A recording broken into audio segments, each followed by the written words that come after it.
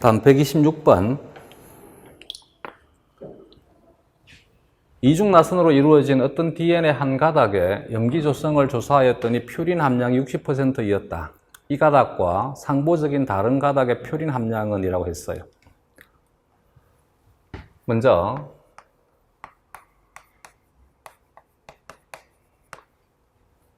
핵산은 상보적인 염기 간에 수소결합이 가능하다.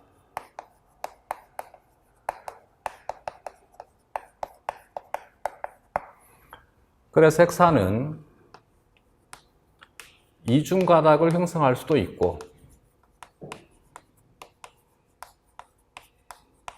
혹은 단일 가닥에서는 2차 구조나 3차 구조를 형성할 수도 있습니다.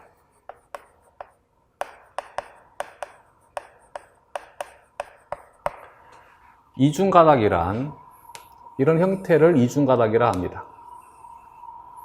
2차 구조나 3차 구조는 하나의 단일 가닥 내에서 DNA나 RNA가 이렇게 머리핀 구조라 합니다. 이 머리핀 구조를 형성한 것을 2차 구조라 합니다.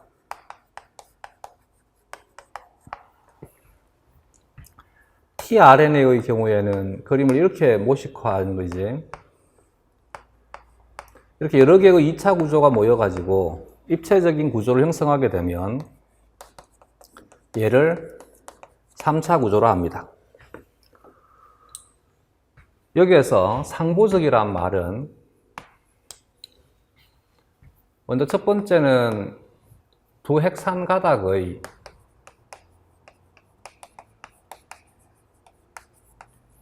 진행 방향이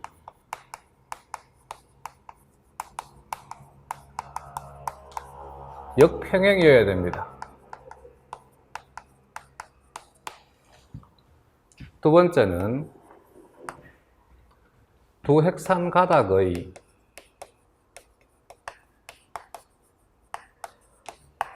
간격이 일정해야 됩니다. 자,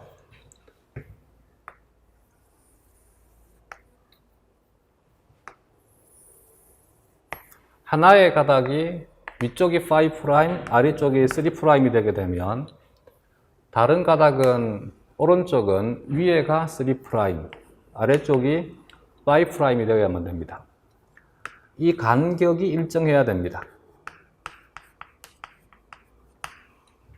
그 말은 얘가 단일고리 구조를 가지게 되면 얘가 이중고리 구조를 가지고 얘가 이중고리 구조를 가지게 되면 얘가 단일고리 구조를 가져야지만 이들의 간격이 일정하게 유지가 되면서 여기에서 수소결합이 형성될 수 있습니다. 그래서 두 핵산 가닥의 간격이 일정하다는 말은 항상 퓨린은 피리미딘과 결합을 한다는 말입니다. 또 하나는 이성질체가 케토형은 아미노형과 아구가 맞습니다.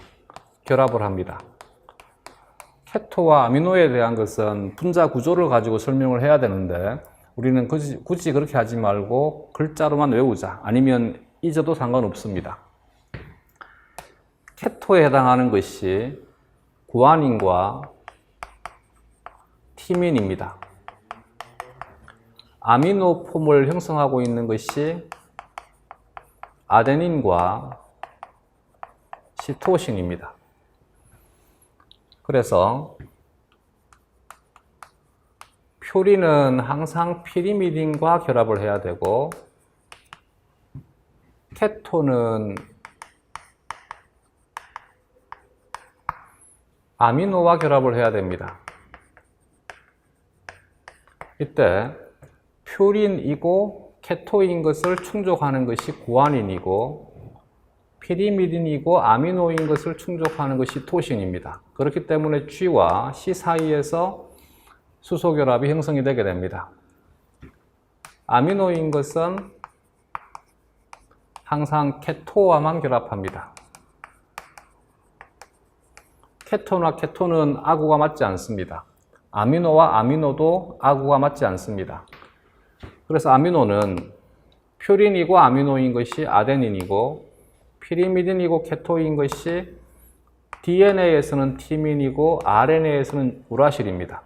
따라서 DNA에서는 A와 U가 수소결합이 가능하고 RNA에서는 말 잘못했다. DNA는 A와 T가 수소결합이 가능하고 RNA는 A와 U가 수소결합이 가능합니다. 이것을 GC 결합이라 하고 이것을 AT 결합이라 합니다. RNA에서는 AU 결합이라 하면 됩니다. GC 결합은 수소 결합이 3개가 형성되어 있고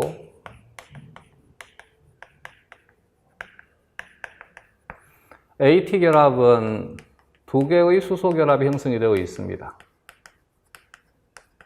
그래서 GC 결합을 AT 결합과 비교하게 되면 GC 결합은 AT 결합보다 결합력이 크다. 결합력이 크기 때문에 녹는 점, 융점이 높다가 되게 됩니다. 융점은 정확히 표현하게 되면 상전이 온도입니다. 이 상전이 온도를 미국 애들이 멜팅 템퍼러처라 해서 융점이라고 비유한 것입니다. GC는 AT보다 분자량이 1이 더 큽니다. 그래서 GC가 AT보다는 밀도가 더 높습니다. 간단하게 정리해서 외우자. 단, 여기에서 상전이 온도라고 하는 것은 이중가닥 DNA가 단일가닥 DNA로 바뀔 때 이때 온도를 상전이 온도라 합니다. 이중가닥 DNA가 단일가닥 DNA로 바뀐다는 말은 염기 간의 수소결합이 파괴된단 말이고 이와 같은 것을 흔히 변성이라 합니다. 그래서 변성 온도라 하기도 합니다. 상전이 온도, 융점 다 같은 말입니다.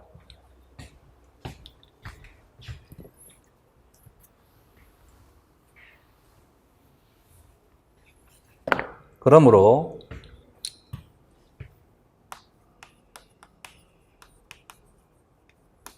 이중가닥 DNA이다라면 A의 양은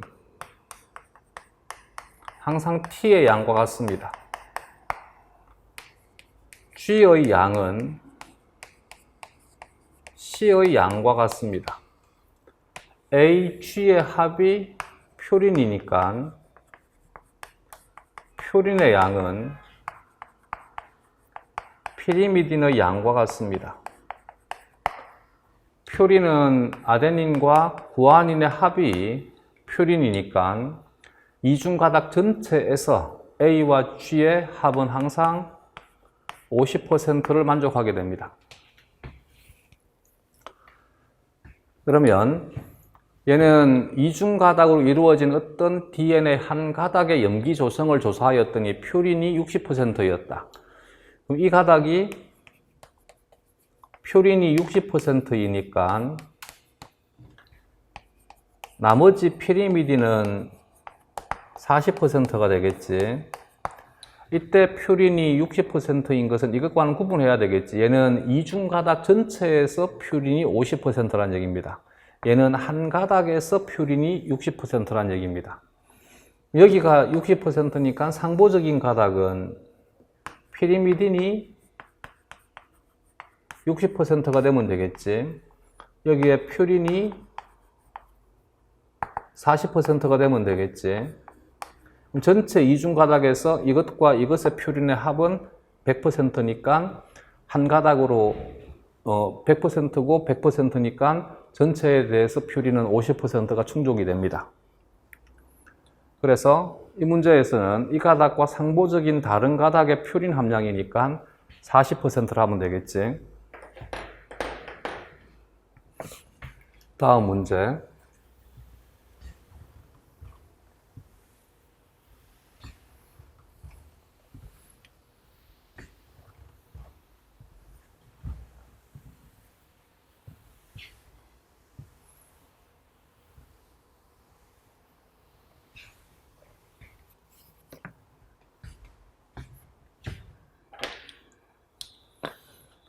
(127번) 다음은 어떤 단백질을 암호화하는 유전자 DNA와 이 유전자 DNA로부터 만들어지는 mRNA를 나타낸 것이다. 유전자 DNA의 이중 가닥 중 하나는 주형 가닥인 DNA 가닥 1이며 다른 하나는 비주형 가닥인 DNA 가닥 2이다.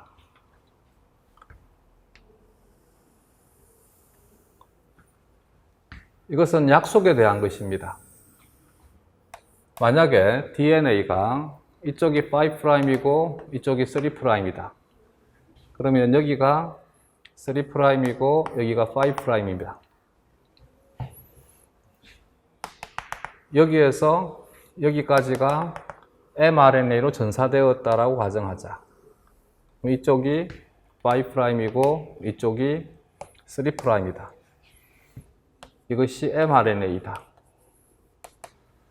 분자 유전학자들이 mRNA를 센스 가닥이라 하자라고 약속을 했습니다. 이건 약속에 대한 거지 진리에 대한 것이 아닙니다.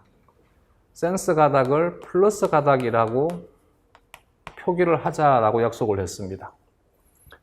그러면 이 가닥을 가라 하고 이 가닥을 나라 했었을 때 이것과 같은 염기 서열이 가가 되겠지. 대신 여기는 U, 여기는 T가 되게 됩니다. 여기가 U가 되게 되면 여기는 T가 되게 되고 여기는 A가 되게 됩니다. mRNA와 같은 DNA 가닥을 그대로 센스라 하자. 얘를 플러스 가닥이라고 표기를 합니다. 다 같은 말입니다. 나는 상보적이라 해서 엔티센스라 했습니다. 엔티센스 가닥 혹은 마이너스 가닥이라 합니다.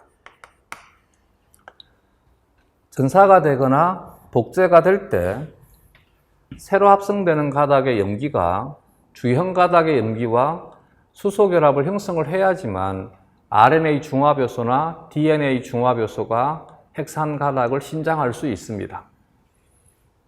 그래서 정보를 제공해주는 가닥은 나 가닥이고 이 나 가닥이 전사의 주형 가닥이 됩니다. 주형 가닥이라는 단어는 전사에서도 사용하고 복제에서도 사용하니까 여기서는 조심해야 됩니다. 이때는 복제에 대한 주형이 아니고 전사에 대한 주형이라는 뜻입니다. 그러면 위에 있는 가닥은 전사의 비주형 가닥이 됩니다. 이건 약속에 대한 것이니까 그대로 외워둬야 됩니다. 물론 이것을 생략을 하고 주형 가닥, 비주형 가닥이라 부르기도 합니다. 그러면 문제에서 제시가 된 것이 가닥 1이 주형 가닥이다. 가닥 2가 비주형 가닥이다. 주형 가닥이 엔티센스라 했습니다. 비주형 가닥이 센스입니다. 비주형 가닥이 센스란 말은 이것과 이것이 같은 염기 서열이란 얘기입니다. 즉, 이 사람은 헷갈리게 만들기 위해서 그림을 지금 뒤집어 둔 것입니다.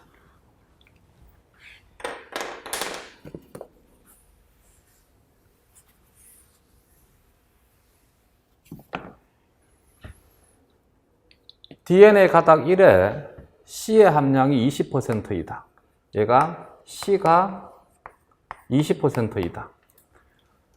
이것과 이것이 정확히 상보적이어야 되지. 여기가 C가 되게 되면 mRNA는 G가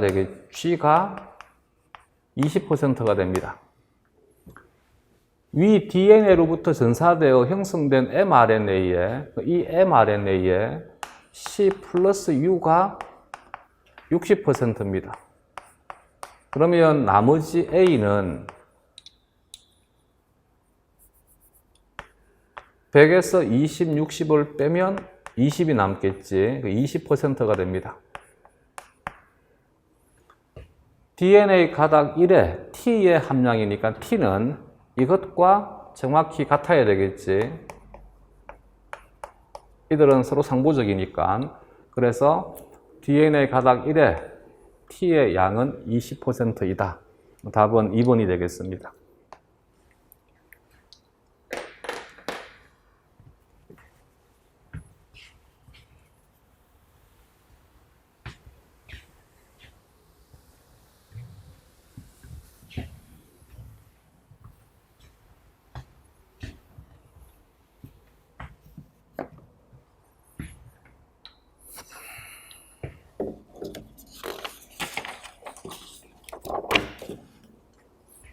다음 128번 DNA 한 가닥의 염기 서열이 5'에서 A, C, G, C, A, G, C, G, T, T, A, A, C, T, C, G일 때 이에 대한 상보적인 가닥의 염기 서열은 헥사는 항상 5'에서 3' 방향으로 왼쪽에서 오른쪽으로 적고 읽어줄 때도 마찬가지 항상 5'에서 3' 쪽으로 읽어줍니다.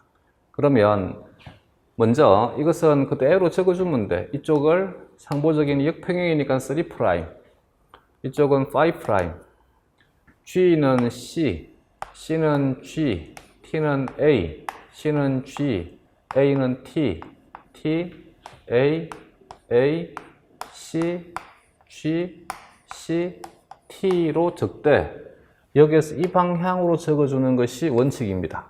그러면 C, G, A, G, T, T, A, A, C, G, C, T라고 적어주면 됩니다. 답은 1번이 되겠습니다. 다음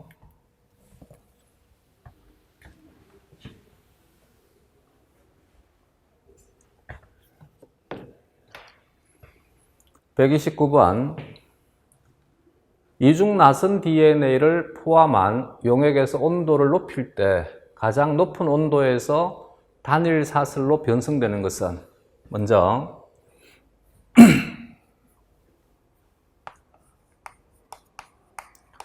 변성이란 단어는 앞에서 세포학 문제를 할 때 정의를 얘기해 드렸습니다. 변성은 주결합이 아닌 부수적인 결합이 파괴되는 것을 변성이라 한다. 그러면 헥산에서 변성이란 염기 간의 수소결합이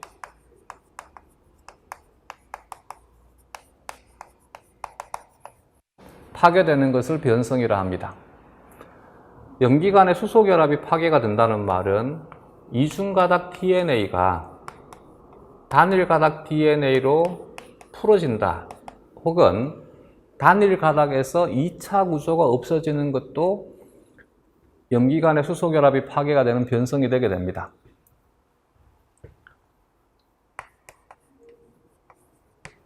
먼저 약속은 이 분자 H2O로부터 시작이 되게 됩니다. H2O는 수증기가 기체 상태이고 기체상, 물은 액체 상태이고 액상, 얼음은 고체 상태, 고체상입니다. 액체가 기체로 바뀌는 것을 기화, 고체가 액체로 바뀌는 것을 액화, 기체가 액체로 바뀌는 것을 액화, 액체가 고체로 바뀌는 것은 은다, 고체가 액체로 바뀌는 것은 녹는다. 이것을 상전이라 합니다. 이때 상전이가 일어날 때 필요한 열량, 이것을 액체가 기체로 기화될 때 필요한 온도를 끓는 점이라 합니다. 고체가 액체로 상전이가 일어날 때 이때 필요한 열량을 녹는 점이라 합니다. 액체가 고체로 얼 때 필요한 열량을 어는 점이라 합니다. 항상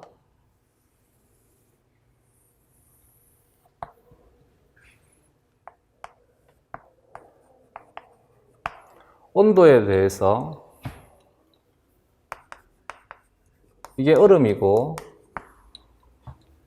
이게 물이 되게 되면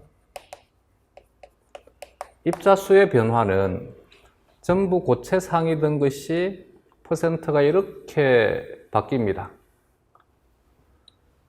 이와 같이 S자 곡선을 그리고 S자 곡선은 항상 이론적인 변곡점이 중앙값입니다. 여기를 상전이 온도라 합니다. 그러면 이 방향은 녹는 점이 되는 것이고 이 방향은 어는 점이 되는 것이니까 녹는 점 이퀄 어는 점이 됩니다. 녹는 점은 일본 애들이 한자를 적을 때 융점이라 합니다. 미국 애들이 영어로 적을 때는 멜팅 템퍼러처라 해서 TM이라 합니다. 이것을 DNA 상에서는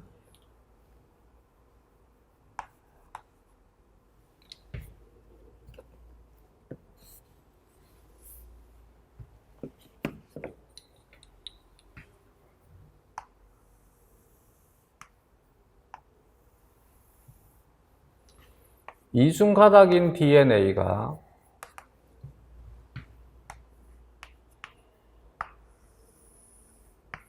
단일가닥인 DNA로 풀어질 때 이것이 변성입니다.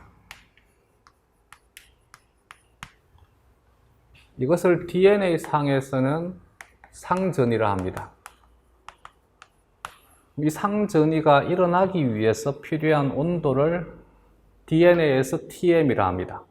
그러면 DNA에서 DNA 용액에서 TM이란 말은 얼음이 물로 녹는 것과 같은 현상이 아니고 이중가닥 상태가 단일가닥 상태로 바뀌는 것입니다.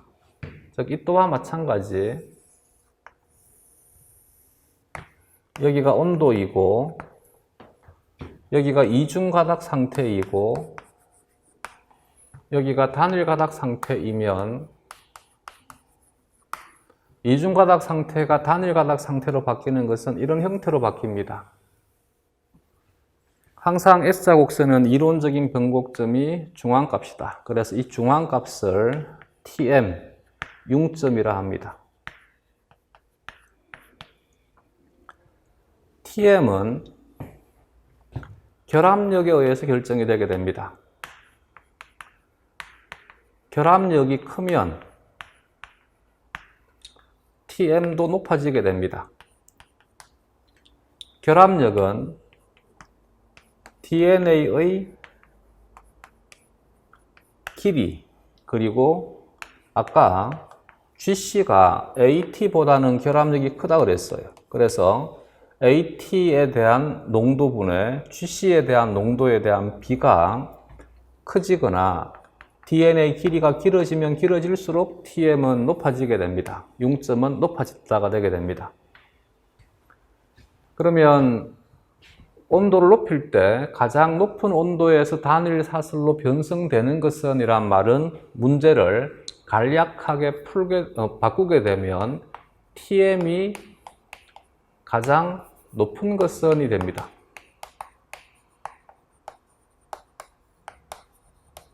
이 문장도 같이 기억을 해두자.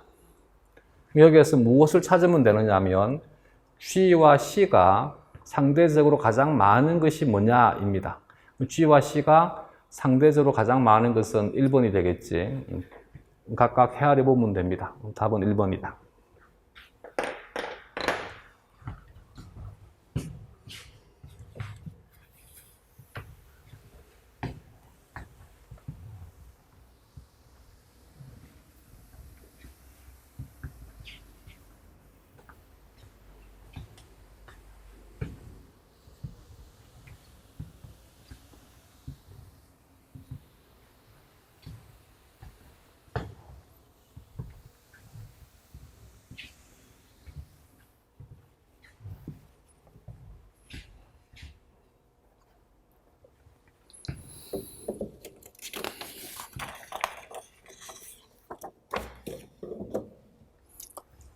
다음 문제 130번. 그림은 사람 세포의 염색체 구조를 나타낸 것이다. 이에 대한 설명으로 옳지 않은 것은?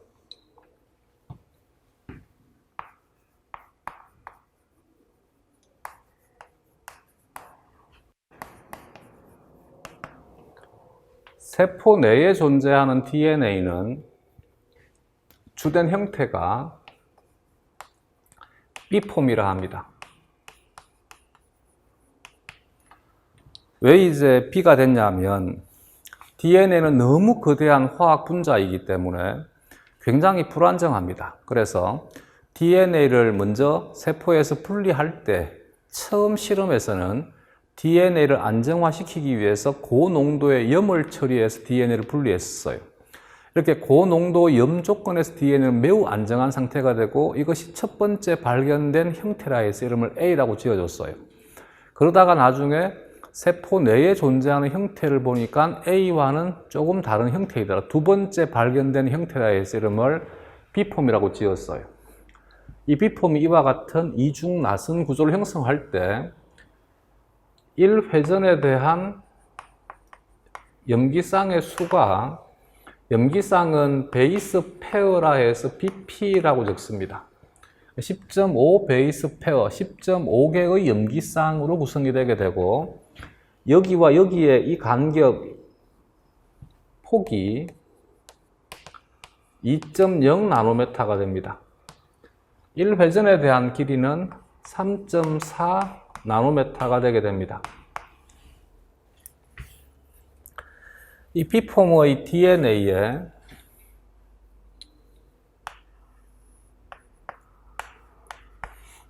히스톤이라고 하는 단백질이 가서 결합을 합니다. 이때 히스톤이 8개가 하나의 단위로 작용한다 해서 얘를 히스톤 팔량체라 합니다. 이 그림에서는 얘가 히스톤입니다. 그래서 이 히스톤이 그림에 보게 되면 8개가 하나의 단위가 되게 됩니다. 히스톤 팔량체는 H2A, H2B, H3, H4가 각각 2개씩 모여서 히스톤 팔량체가 되게 되면 이 히스톤 팔량체를 DNA 이중 나선이 여기를 감고 있습니다. 이 감고 있는 기본 단위를 뉴클레오솜이라고 약속을 했습니다.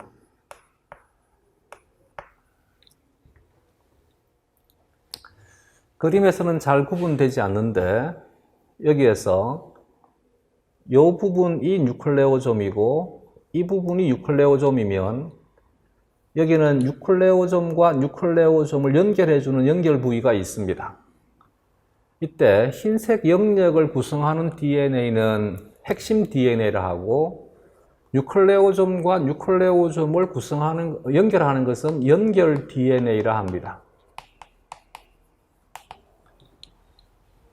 그래서 뉴클레오솜은 히스톤 팔량체와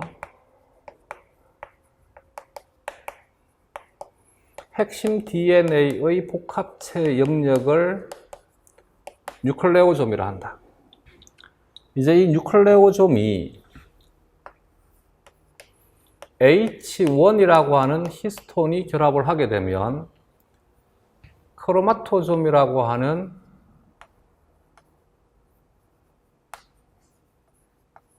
단위로 바뀝니다.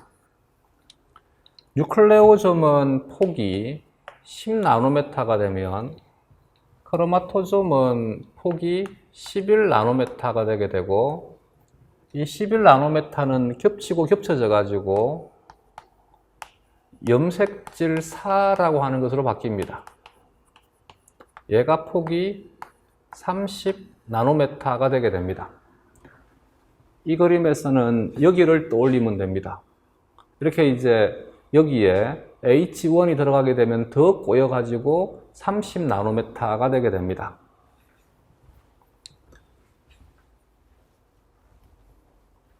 여기에 히스톤이 아닌 단백질이라 해서 비히스톤성 단백질이라 합니다. 비히스톤성 단백질은 종류가 여러 가지이기 때문에 그냥 통칭해서 히스톤이 아닌 다른 단백질들을 비히스톤성 단백질이라 합니다. 이들이 결합이 되게 되면 이 상태이거나 아니면 더 풀어진 상태가 되게 됩니다. 이것을 진정염색질이라 합니다. 얘는 이질염색질이라 합니다.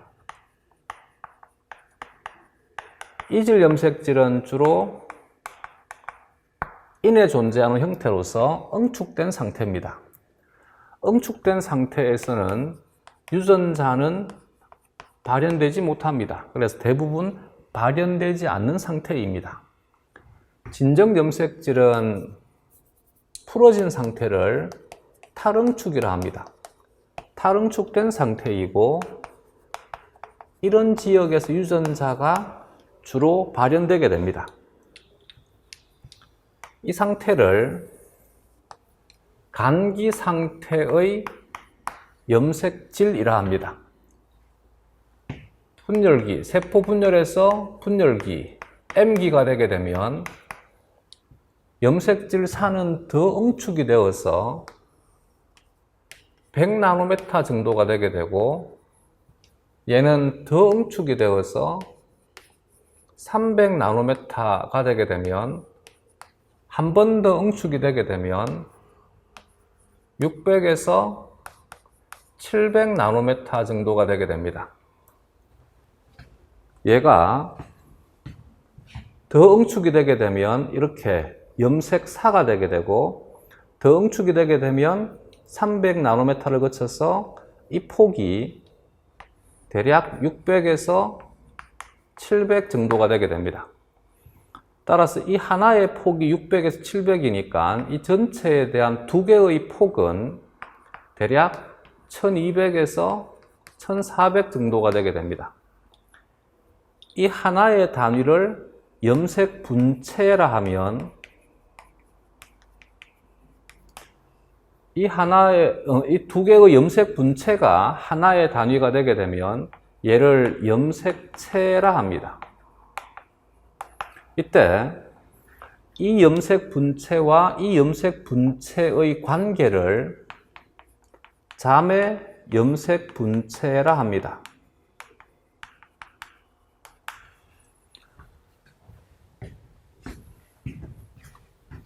여기 이것을 염색사라 하고 이것을 염색 분체라 합니다.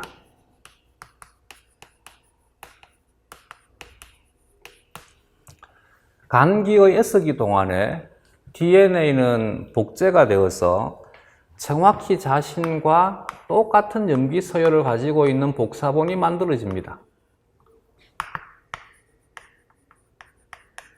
이 두 복사본의 관계를 자매 염색 분체라 하고 이것이 서로 결합을 해가지고 하나의 단위가 되게 되면 염색체라 합니다. 이들이 하나의 단위가 된다는 말은 이들을 연결시켜 줄 수 있는 단백질이 필요하다는 얘기입니다. 이때 이들을 결합시키는 단백질이 코에신이라고 하는 단백질입니다. 그러면 여기도 마찬가지 얘가 더 응축이 되기 위해서 H1이라고 하는 히스톤이 필요하듯이 30이 100이 되고 100이 300이 되고 300이 600이 되기 위해서 하나의 염색 분체가 형성될 때 DNA가 응축이 되는 것은 콘덴신이라고 하는 단백질에 의해서 응축이 되게 됩니다. 하나의 DNA 콘덴신, 두 개의 DNA를 묶어주는 것은 코에신, 콘덴신, 코에신. 헷갈리지 않겠지? 이 코에신을 가수분해하는 효소 이름이 분리시킨다 해서 세프레이즈라 합니다. 세파라제라 합니다.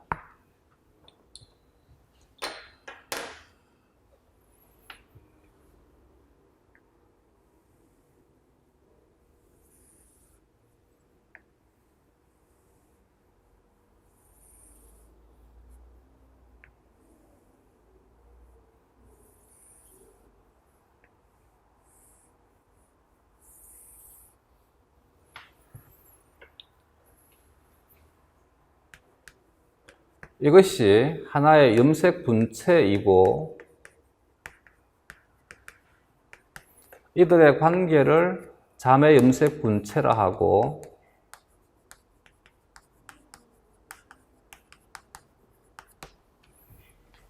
여기에서 여기까지를 염색체라 한다.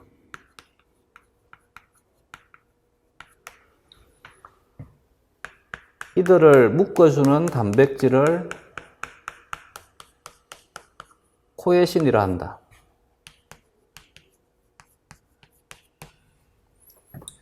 여기 이 내에서 DNA를 단단하게 묶어주는 것들을 콘덴신이라 한다.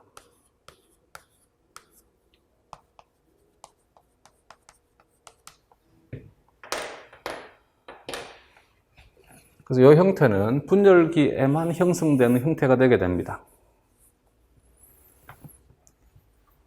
여기에 단백질 복합체가 형성이 되어 가지고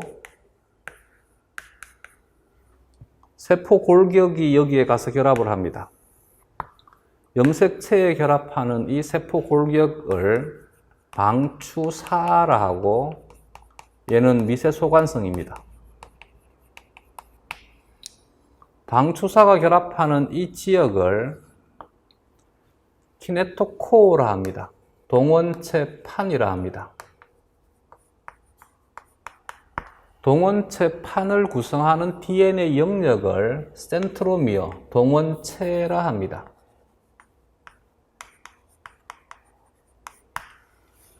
근데 동원체 판을 흔히 방추사 부착점이라 하기도 합니다.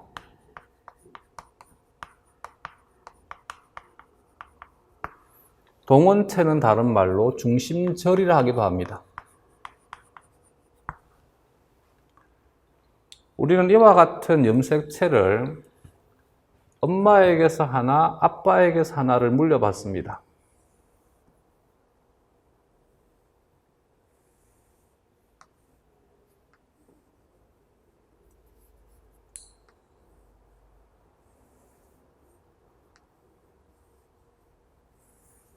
이것이 하나의 염색체.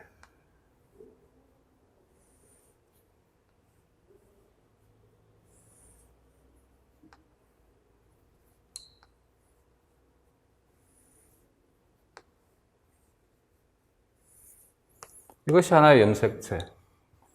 이 염색체의 관계를 상동염색체라 합니다.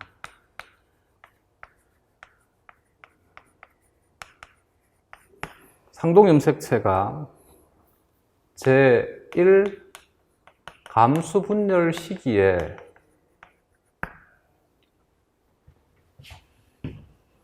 이 상동염색체를 연결해주는 연결단백질이 결합을 해서 4개가 전체가 다 결합이 된 상태, 이것을 접합복합체라 하고,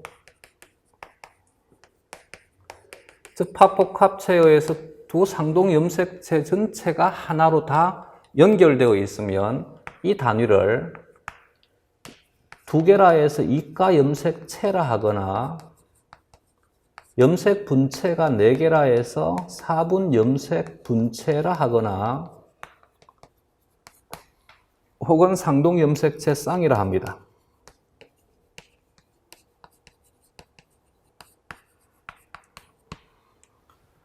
접합복합체에 의해서 2개의 상동 염색체가 서로 결합하는 행위에 대한 행위 명사를 시냅시스라 하고, 접합복합체에서 이들이 연결된 구조에 대한 구조명사를 시냅스라 합니다. 그럼 어떤 문장이 가능하냐면 제1감수분열 시에 2개의 상동염색체 사이에 시냅시스는 일어난다라고 하면 되고 시냅스가 형성된다라고 하면 됩니다.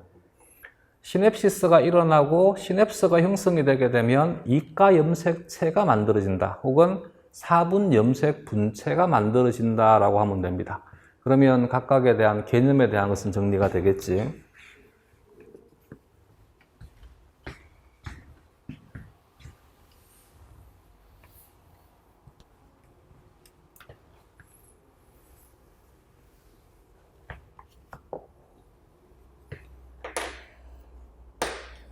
그림에서 가는 뉴클레오점을 표현해주고 있는 것이고, 나는 이중 나선 DNA를 보여주고 있는 것입니다. 얘가 히스톤 단백질입니다. 따라서 1번에 가는 히스톤 팔량체와 핵심 DNA가 복합체를 형성한 뉴클레오점이다. 참이다. 나는 DNA이고 이중나선이다. 참이다. 3번에 나는 인산, 당, 염기가 1대1대1로 결합된 뉴클레오타이드로 구성된다. 그렇지. 참이다. 대신 정확히 얘기를 하게 되면 뉴클레오타이드라기보다는 데옥시뉴클레오타이드가 정확한 개념입니다. 근데 데옥시뉴클레오타이드를 뉴클레오타이드라고도 부릅니다. 그래서 여기는 이와 같은 단어는 솔직히 문제에서는 좀 바람직하지 않습니다. 4번에 기억은 니언의 상동 염색체이며 유전적으로 동일하다. 얘는 상동 염색체가 아니라 자매 염색 분체라 한다 그랬지. 뒤에 있는 유전적으로 동일하다는 말은 참인데 상동 염색체 관계가 아니라 자매 염색 분체의 관계라고 해야 됩니다. 5번에 기억과 니언은 제1감수 분열 과정에서 염색 분체로 분리되지 않는다. 그지? 이게 제1감수 분열의 특징이죠.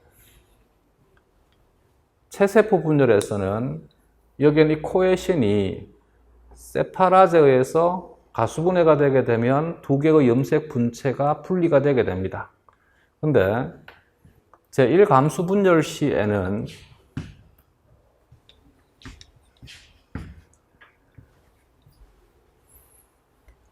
이들 사이에 연결되어 있는 코에신이 전부가 다 가수분해가 되는 것이 아니고 여기에 있는 동원체 부근의 일부는 남아있는 상태이고 대신 이것만 끊어집니다. 이것이 끊어지니까 제1감수 분열에서는 상동염색체가 분리가 되게 됩니다. 얘는 상동염색체의 분리이다.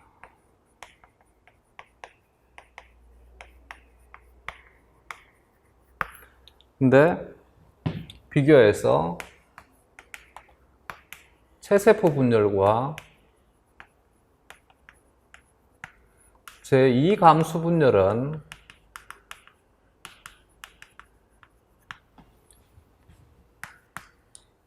자매 염색 분체가 분리가 되는 것입니다.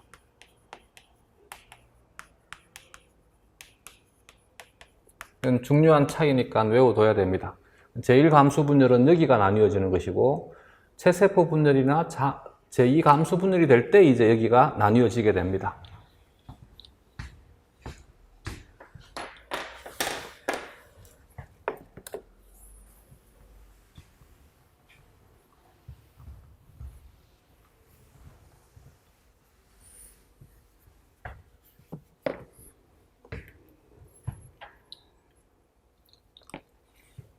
(131번) 그림은 유전자형이 라지 H, 스몰 h인 대림 유전자가 포함된 한 쌍의 상동 염색체로 이들 중 한 염색체의 구조를 점차 확대하여 나타낸 것이다. 이에 대한 설명을 옳지 않은 것은 단 돌연변이와 교차는 고려하지 않는다. 이것과 이것의 관계가 상동 염색체이다.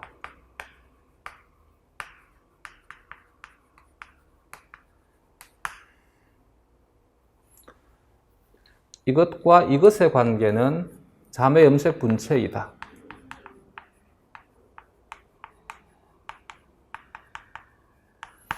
자매 염색 분체는 정확히 같은 DNA입니다. 상동 염색체는 정확히 같지는 않지만 거의 대부분이 같습니다.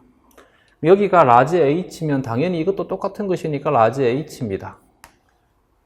이형접합이라는 말은 여기가 스몰 h가 있다는 뜻입니다.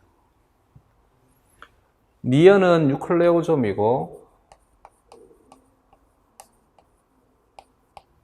디귿은 히스톤을 표현한 것이고 리얼은 이중나선 DNA가 되지. 나출되어 있는 이중 나선 DNA를 표시하고 있는 것입니다. 따라서 기억 1번에 기억은 대림 유전자 라지 H가 아니라 스몰 h라 해야 되겠지. 이것은 히스톤 단백질이다. 참이다. 3번에 니언을 구성하는 디귿은 4종류이다. 니언을 구성하는 디귿, 히스톤은 4종류이다. H2A, H2B, H3, H4. 종류는 4종류이다. 개수는 8개이다. 참이다. 니언을 구성하는 디귿에 디귿 대신에 히스톤 집어넣으면 되지. 히스톤에 리신 잔기가 탈아세틸화되면 결합이 강화된다. 요 자체를 외워두지. 얘가 탈아세틸화되게 되면 히스톤과 DNA 결합이 강화가 된다.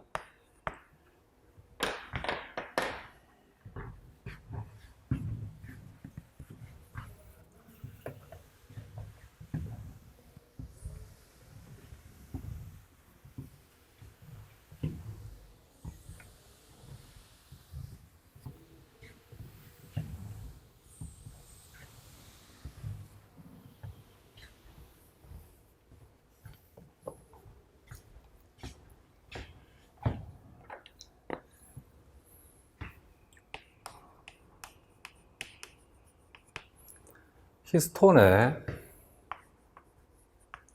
리신 자리가 R기에 아미노기를 가지고 있어요.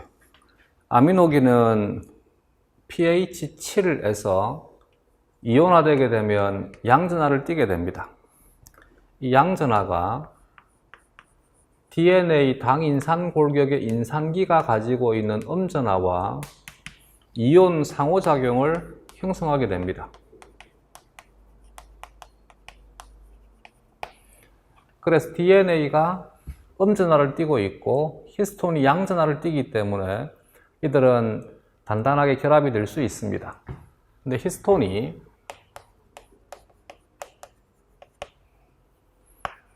리신 자리가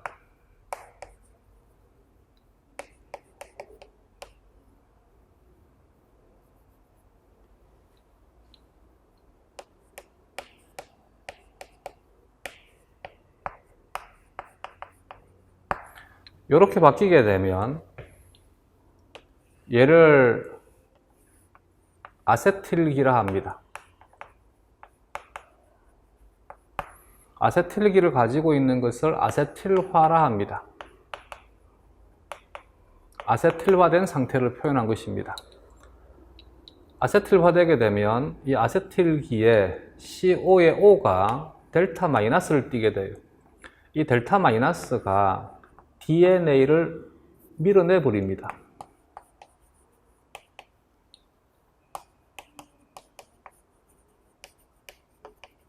다르게 표현하게 되면 이것 때문에 결합력이 약해집니다. 그래서 히스톤이 아세틸화되게 되면 뉴클레오점이 잘 풀어져 버립니다. 이 상태를 탈아세틸화된 상태라 합니다. 그림은 외우지 못하더라도 내용은 외워야 됩니다. 히스톤이 아세틸화되면 결합력이 약해진다. 히스톤이 탈아세틸화되면 결합력이 강해진다. 5번에 리얼의 구성 성분으로 디옥시리보즈, 당은 데옥시리보즈이다. 참이 되겠습니다. 답은 1번이다.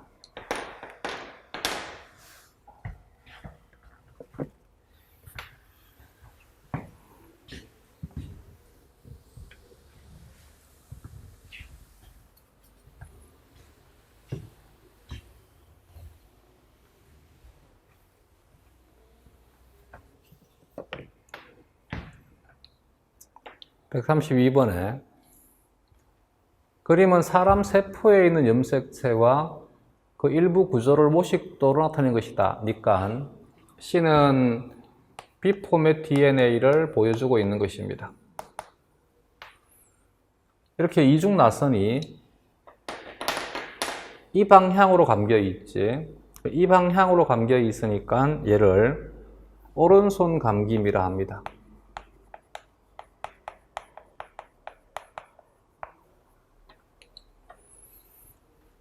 용수철을 정면에서 바라보게 되면 원이 되게 됩니다. 그러면 원은 여기에서부터 시작을 해서 같은 Y축 좌표에 도달되게 되면 정확히 1회전이 되게 됩니다. 용수철을 옆에서 바라보게 되면 이런 형태가 되게 되지.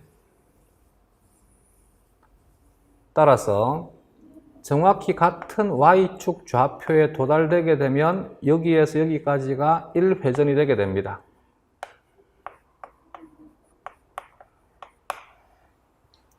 그래서 여기에서 여기까지가 1회전이 되게 됩니다. 이 1회전에 대한 길이가 3.4 나노미터이고 염기쌍의 수는 10.5 베이스 페어가 됩니다. 이렇게 꼬여 있으면 여기는 넓은 지역이 형성되게 되고 여기는 좁은 지역이 형성되게 됩니다. 여기를 넓은 홈이라 하고 여기를 좁은 홈이라 합니다. 넓은 홈 지역에 단백질들이 잘 결합을 합니다. 이건 이렇게 넓은 홈이 형성되니까 단백질이 결합할 때 상보적으로 서로 접촉 면적이 넓어져 가지고 잘 결합할 수 있습니다. 그러나 좁은 홈에 특이적으로 결합하는 것들도 있습니다. 넓은 홈은 이쪽에서 보면 넓은 홈인데 반대편에서 보게 되면 좁은 홈이 되게 됩니다. 얘는 뉴클레오점을 표현해주고 있는 것입니다.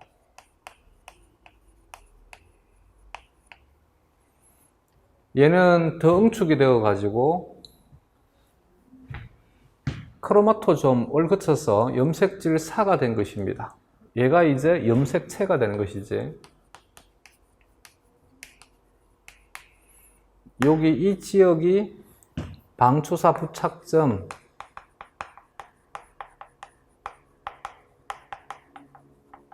동원체 판이 됩니다.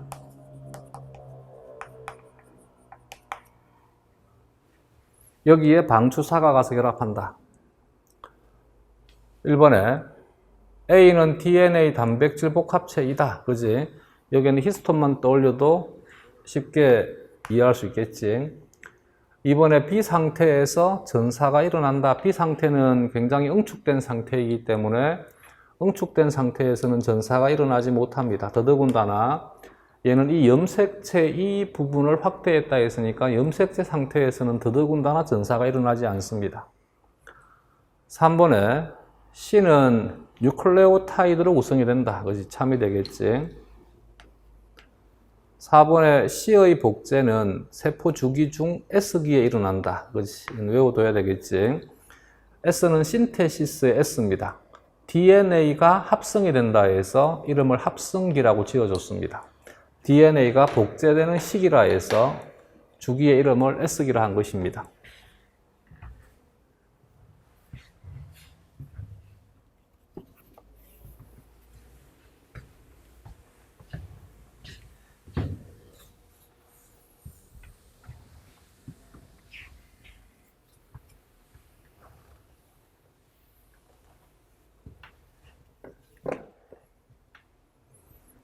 어, 133번부터는 좀 끊었다 가자.